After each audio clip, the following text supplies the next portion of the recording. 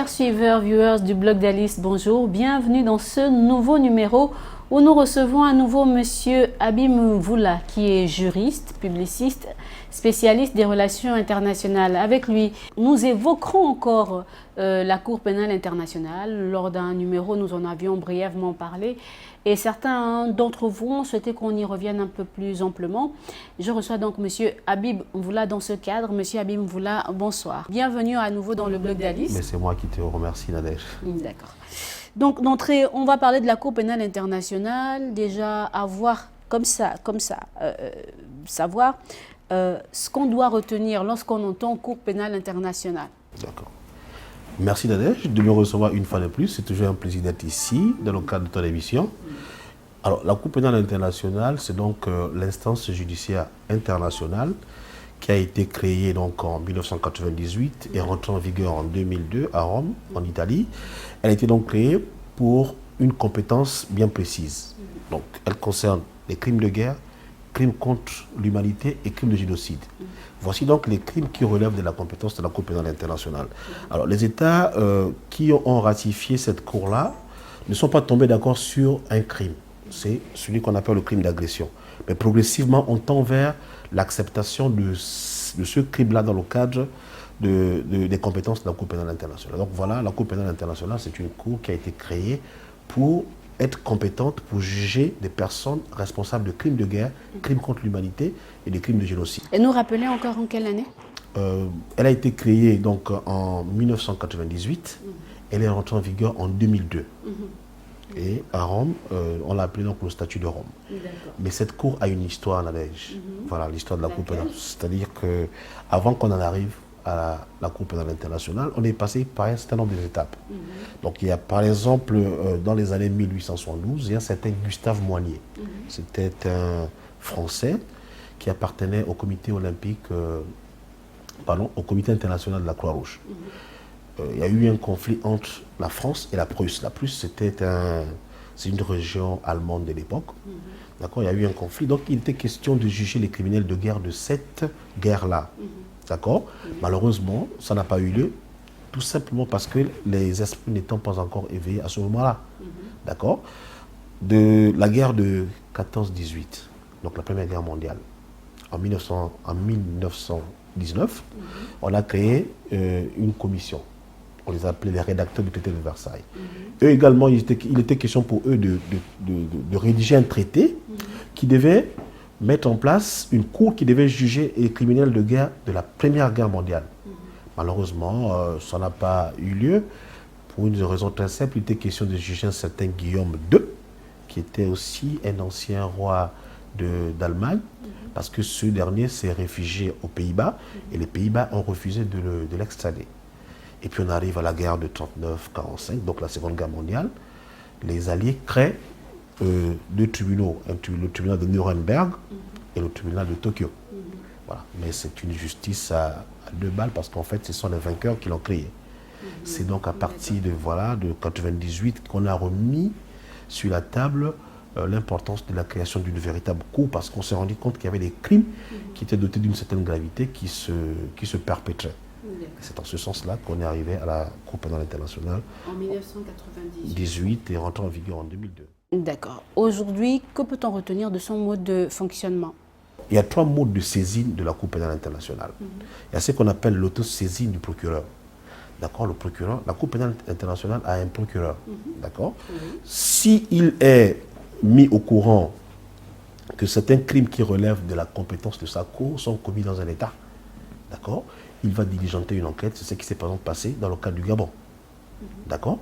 On a vu Fatou Bensouda, donc l'actuelle présidente de la Cour pénale internationale, qui a bien voulu faire ce qu'on appelle des enquêtes préliminaires pour avoir une idée s'il était véritablement question de lancer, d'accord, des poursuites contre certains auteurs de... Donc en fait, ce n'est pas un État qui saisit la Cour pénale internationale, c'est la Cour elle-même qui décide. Ça fait partie des modes. Donc le premier mode, c'est l'autosaisine du procureur. Le deuxième mode, c'est la saisine par un État parti. Donc un État qui a ratifié cette Cour peut également, n'est-ce pas, saisir la Cour pénale internationale pour qu'elle soit capable d'envoyer des enquêteurs pour essayer de vérifier si véritablement les crimes qui relèvent de la compétence de la Cour pénale internationale ont été commis. Et à ce moment-là, une enquête va être lancée. Dans son propre pays? Dans son propre pays, oui, ça se fait. Le Gabon l'a fait. Le Gabon l'a fait. Les autorités gabonaises ont saisi la CPI dans le cadre des turbulences d'après 2016. Voilà. Donc ça, c'est le deuxième mode. Le troisième mode, c'est la saisine par le Conseil de sécurité. Vous savez, Danesh, tu veux poser une question avant que je ne continue? Non, continue. Donc le troisième mode, c'est la saisine par le Conseil de sécurité. Alors, pourquoi sommes-nous obligés ou pourquoi les rédacteurs de ce traité ont souhaité que le Conseil de sécurité saisisse la Cour pénale internationale? Pour une raison très simple, parce qu'en fait, il y a des États qui ont catégoriquement refusé de ratifier cette Cour-là. D'accord, la création de cette Cour-là. C'est les États-Unis, c'est la Russie, c'est la Chine, c'est l'Inde, c'est Israël et tous les 20 pays, les 20 pays arabes. Et pourquoi les grandes puissances se refusent de ratifier cette Cour? Parce que simplement, ils s'opposent contre tout traité international qui enfreint leur hégémonie. Vous comprenez? Donc les États-Unis s'opposent par exemple à un traité qui va restreindre leur capacité de nuisance internationale.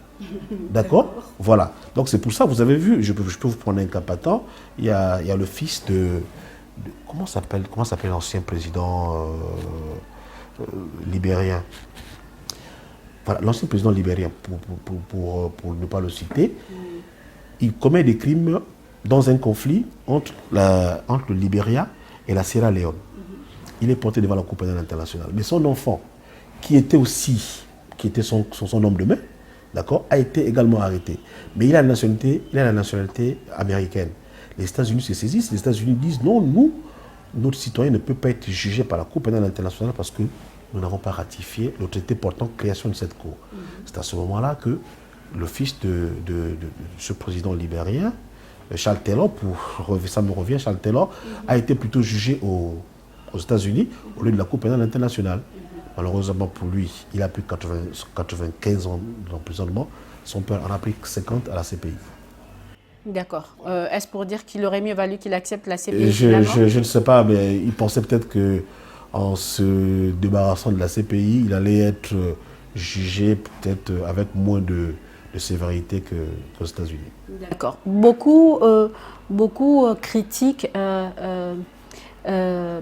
l'intégrité entre griffes même de la CPI. Que dites-vous à propos de ça? C'est peut-être la vue de l'esprit. Vous savez, tout le monde a le droit de donner un point de vue par rapport à... On a même cet exemple-là. On a quelqu'un qui est jugé aux États-Unis qui prend 90 et quelques années et une autre personne jugée à la CPI qui ne prend que 50 années. D'accord. En fait, généralement, lorsque les gens se plaignent de la création de la CPI, c'est beaucoup plus en Afrique. Parce que les Africains estiment qu'ils sont les personnes les plus jugées dans cette cour-là. Mais moi, en tant que juriste, ce n'est pas le point de vue que je donnerais. Moi, je pense plutôt que l'Afrique, c'est donc le maillon faible de cette longue chaîne de relations internationales. Parce que, voyez-vous, les Africains qui sont jugés à la Cour pénale internationale le sont du fait des Africains eux-mêmes. Vous verrez justement, ça nous amène à la question de savoir qui peut saisir, on en a parlé déjà, qui pouvait saisir la CPI en fait. La CPI, c'est les Africains eux-mêmes. Ce sont les Africains qui sont à la Cour pénale internationale, le sont pour la plupart par le fait des Africains eux-mêmes.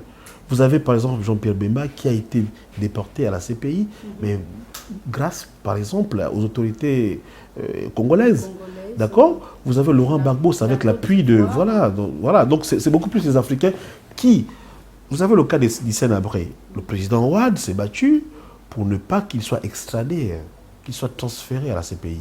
Parce qu'il estime qu'en Afrique, nous avons des juristes émérites qui ont la capacité également de juger les Africains.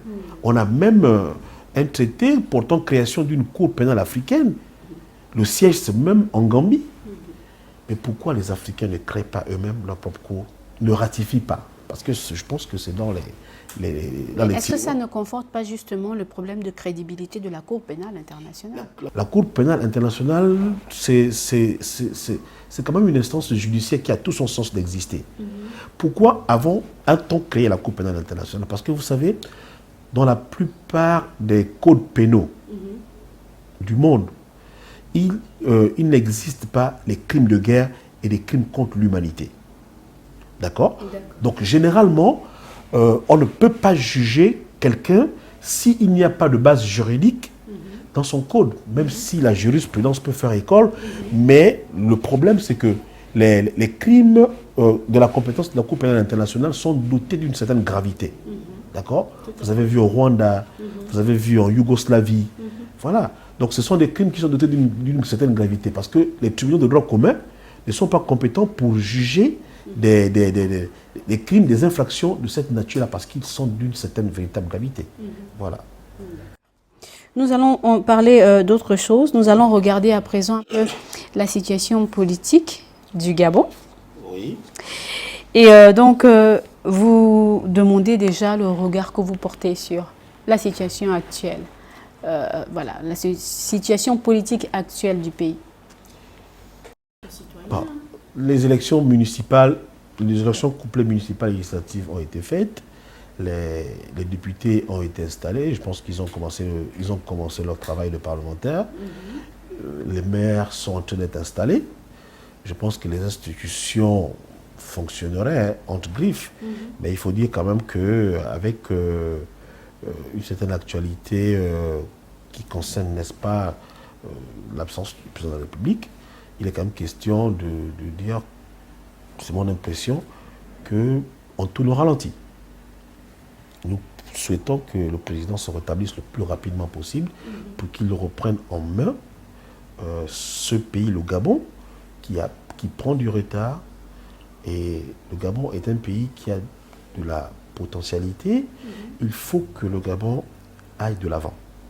Est-ce que vous avez l'impression que le Gabon stagne parce que le président de la République n'est pas là en ce moment, alors que les institutions fonctionnent normalement? Ben, vous savez, un bateau sans son capitaine aura du mal à véritablement fonctionner, même s'il y a d'autres équipages dans le cadre du fonctionnement d'un bateau.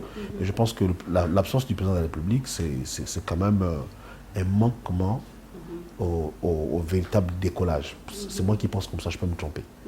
C'est pour cette raison qu'on prie tous que le président de la République recouvre le plus rapidement possible sa santé pour pouvoir reprendre le bâton du pèlerin, parce que franchement, ça c'est son absence. C'est peut-être l'excuse qu'utilisent certains justement pour essayer de se lever à droite, à gauche et essayer de faire entendre leur voix, notamment par des appels de temps en temps à l'insurrection. D'ailleurs, la porte-parole du gouvernement a récemment tapé du poing sur la table, apporté la voix du gouvernement pour au moins essayer d'interpeller ceux qui s'adonnent à cette pratique, pour justement avertir que le gouvernement ne ménagera aucun effort pour veiller à la stabilité du pays.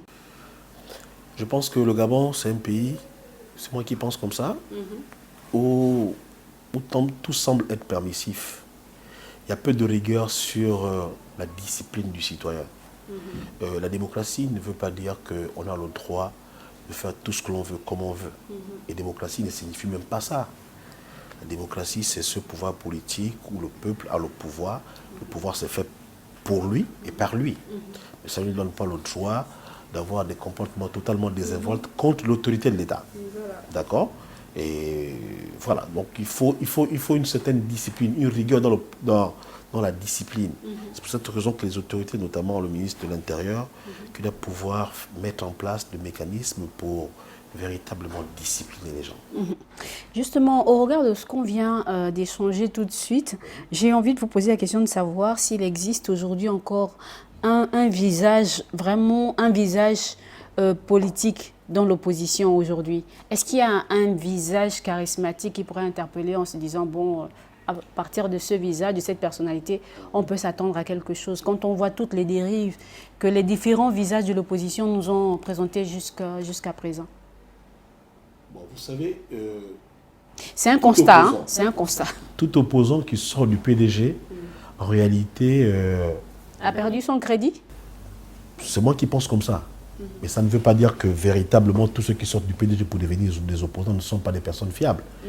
Mais ce que je vois depuis la nuit des temps, ce que ces personnes-là sont beaucoup plus animées par un sentiment d'aigreur qu'un sentiment de patriotisme véritable. Voilà. Donc, c'est de la plaisanterie politique. C'est de la politique spectacle. Et la politique spectacle, on n'en veut pas ici. On a besoin on a besoin d'une d'un renouvellement. D'accord? L'alternance intergénérationnelle doit avoir sa place au Gabon. Voilà. Mais la question qu'il faut se poser, c'est de savoir, est-ce que nous, aujourd'hui, qui accablions nos pères, nos aînés, de tous les noms d'oiseaux, est-ce que nous sommes exempts de tout reproche? C'est la question que je me pose, parce que le Gabon actuellement est dirigé par des gens de ma génération, mais ils ne font pas mieux. Ah, c'est votre constat? C'est mon constat, ils ne font pas mieux, ils font pire. Ils font pire et c'est scandaleux. C'est vraiment scandaleux. Les hommes d'État, on en trouve peu.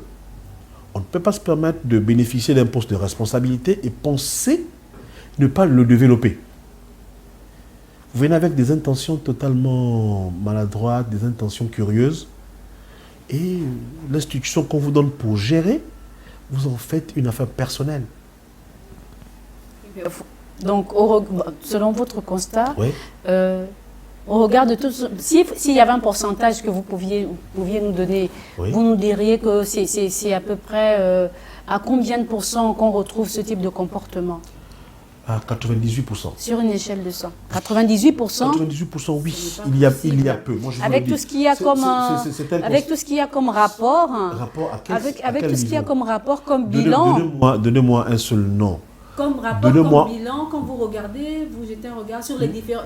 Nadège, donnez-moi un seul nom d'un jeune à qui on a confié la responsabilité d'une institution, qui est sorti de là avec un bilan positif. Donnez-moi un seul nom.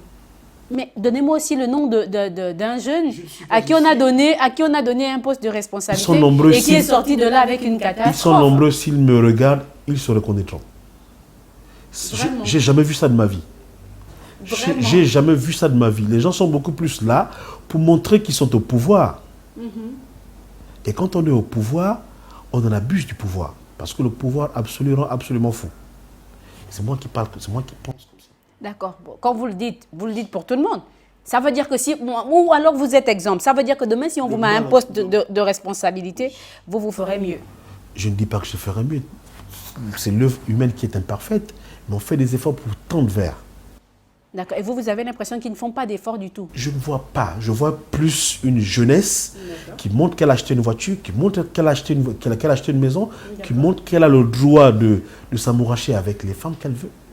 C'est ça qui me surprend. C'est une interpellation peut-être?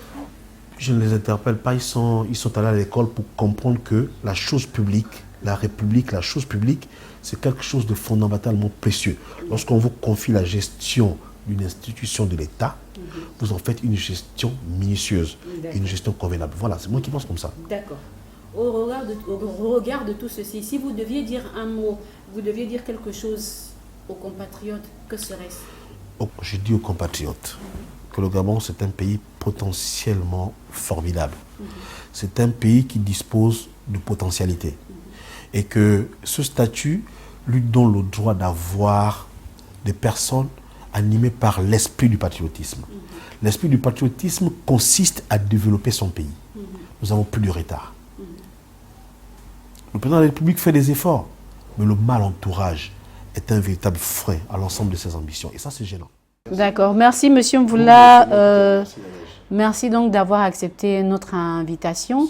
Nous avons évoqué ensemble donc la CPI, son fonctionnement, son mode de fonctionnement, qui peut saisir la CPI et bien sûr quelques questions d'actualité où nous avons vu ensemble la situation politique actuelle du pays et également un peu, on va dire, entre griffes, peut-être le coup de gueule de M. Mvula sur la gestion par la jeunesse mise aux responsabilités de la chose publique. Merci de nous avoir suivis dans ce numéro. On se retrouve donc très bientôt avec d'autres invités et d'autres sujets sur le blog d'Alice.